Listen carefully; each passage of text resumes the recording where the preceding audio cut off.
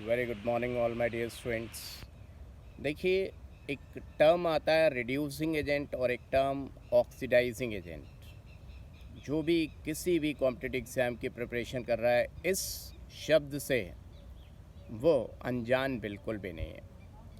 किसी को ये शब्द परेशान करता है, किसी को परेशान नहीं करता है, लेकिन सच मानो कि अगर आपको इसके बारे में बिल्कुल रिफ्लेक्स एक्शन की तरह फील नहीं होता, जैसे हम कोई बात करते हैं, भाई कहाँ जा रहे हो, वी आर गोइंग, राइट। अब देखिए, ये बिल्कुल शब्द वैसा ही है जैसे अगर आप बचपन से हिंदी में पढ़े हैं, तो आप किसी को भी कहीं भी जा रहा है, आप बोलोगे भाई कहाँ जा रहा है, अपने आप अंतरात्मा से वर्ड निकला। लेकिन आप इंग्लिश मीडियम से स्टार्टिंग से नहीं पढ़े हैं और आपने बाद में इंग्लिश ट्रांसलेट करके सीखी है, तो आप सोचोगे एक बार, मैन वे आर गोइंग, ये तो एक बहुत ही सिंपल वर्ड है कि दोनों ही आपके जहन से निकल सकते हैं, क्योंकि स्टूडेंट्स सभी इंग्लिश मीडियम स्कूल से पढ़ते हैं, तो ये आपको उतना अपीलिंग नहीं लगेगा। लेकिन येस, कोई दूसरी भाषा के देखिए, कोई भी आप सीख रहे हो तो आपको थोड़ा जोर लगेगा, यानी कि बीच में आपकी स्पीड कम हो जाएगी।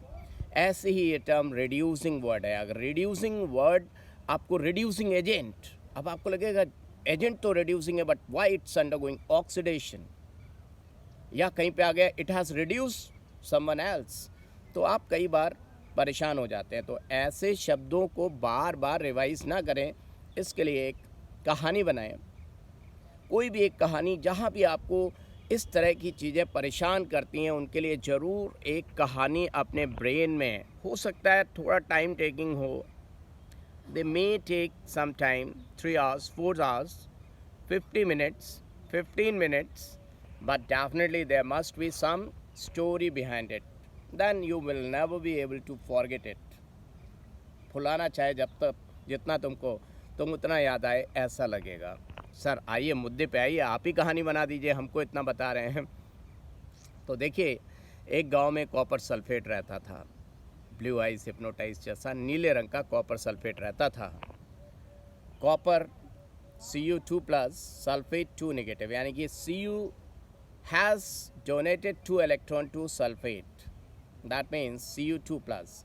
लेकिन Cu2 प्लस कभी चाहता नहीं था कि मैं Cu2 प्लस के फॉर्म में रहूं, वो चाहता था कि कोई आए और मुझे 2 इलेक्ट्रॉन दे दे, मैं कॉपर बन जाऊं।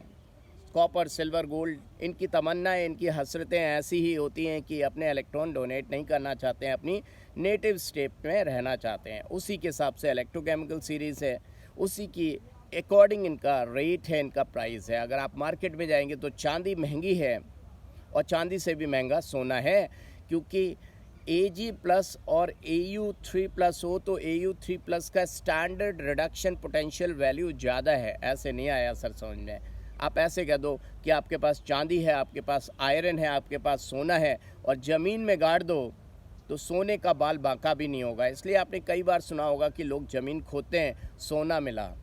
कभी सुना है कि सोडियम मिला, मैग्नीशियम मिला ज़मीन खोदने पे, या लोहा, कभी कभी बहुत ही दमदार लोहा हो तो लोहा मिलता है, नहीं तो लोहा रस्टिंग के कारण बर्बाद हो चुका होता है।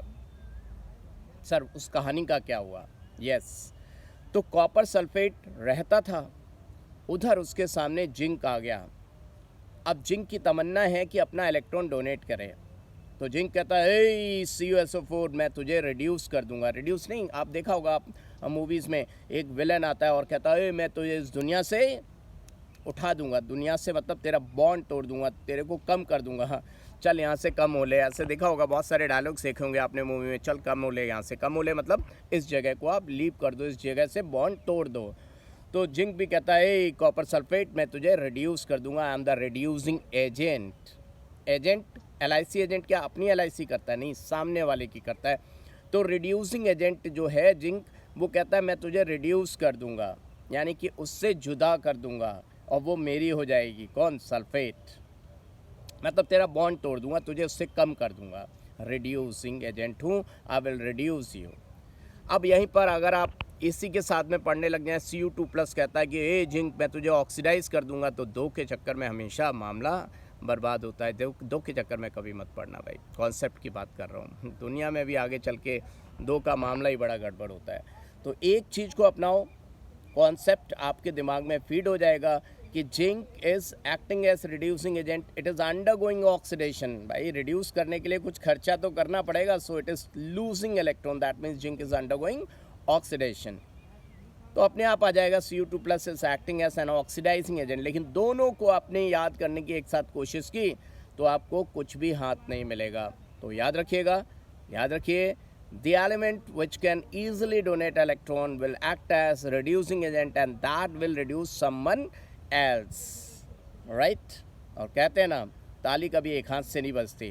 तो when there is reducing agent then definitely there must be oxidizing agent। अगर कोई देने वाला है तो कोई लेने वाला ज़रूर होगा। ये दुनिया ऐसी ही चलती है, कोई खोता है कोई पाता है, राइट?